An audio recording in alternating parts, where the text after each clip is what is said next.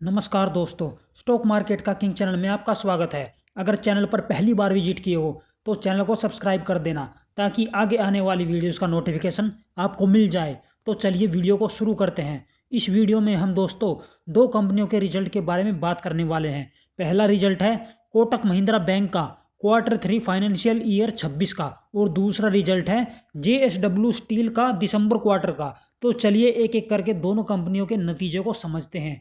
पहले बात करते हैं कोटक महिंद्रा बैंक की। कोटक महिंद्रा बैंक ने दिसंबर क्वार्टर में करीब 3,446 करोड़ रुपए का नेट प्रॉफिट कमाया है।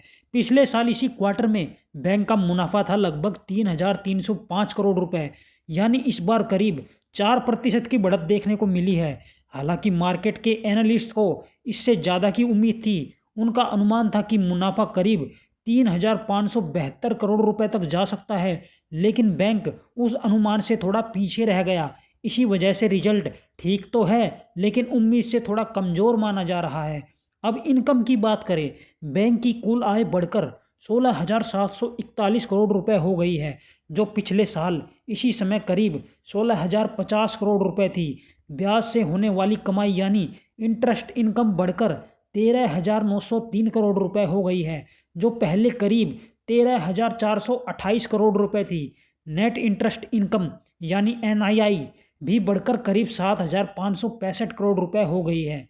लेकिन एक नेगेटिव पॉइंट यह है कि नेट इंटरेस्ट मार्जिन घटकर 4.54% रह गया है, जो पिछले साल 4.93% था। इसका मतलब यह है कि बैंक की ब्याज से कमाई का मार्जिन थोड़ा दबाव में है। अब बात करते हैं लोन की क्वालिटी की। यहाँ पर अच्छी खबर है, ग्रोस NPA घटकर 1.30% रह गया है, जो पिछले साल 1.50% था। नेट NPA भी घटकर 0.31% पर आ गया है, जो पहले 0.41% था। यानी बैंक के खराब कर्ज कम हो रहे हैं, जो एक बहुत पॉजिटिव संकेत है। हालांकि प्रोविजन यानी खराब कर्ज के लिए रखी गई रकम बढ़कर करीब 810 करोड़ रुपए हो गई है।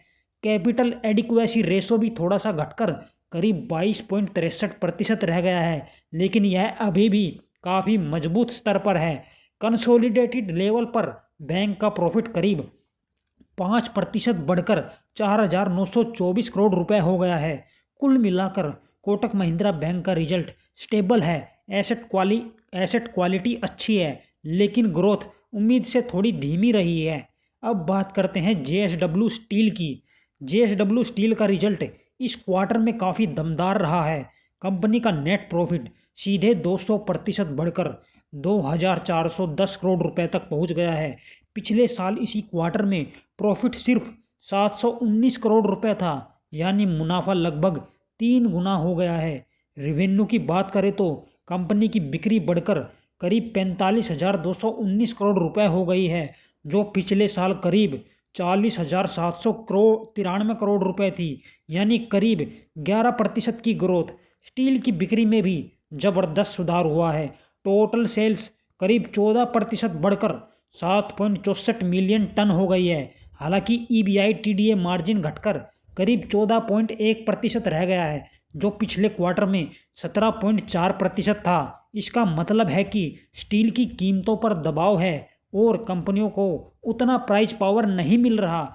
EBITDA प्रति टन भी करीब 19% घटा है, लेकिन इसके बावजूद कुल मुनाफा काफ़ी मजबूत रहा है। डेब्ट की बात करें तो नेट डेब्ट टू EBITDA रेशो करीब 2.91 गुना है, जो थोड़ा सा बेहतर हुआ है। मैनेजमेंट का कहना है कि स्टील की कीमतें दिसंबर के बाद से धीरे धीरे ऊपर आ रही है, खासकर सेफगार्ड ड्यूटी लगने के बाद।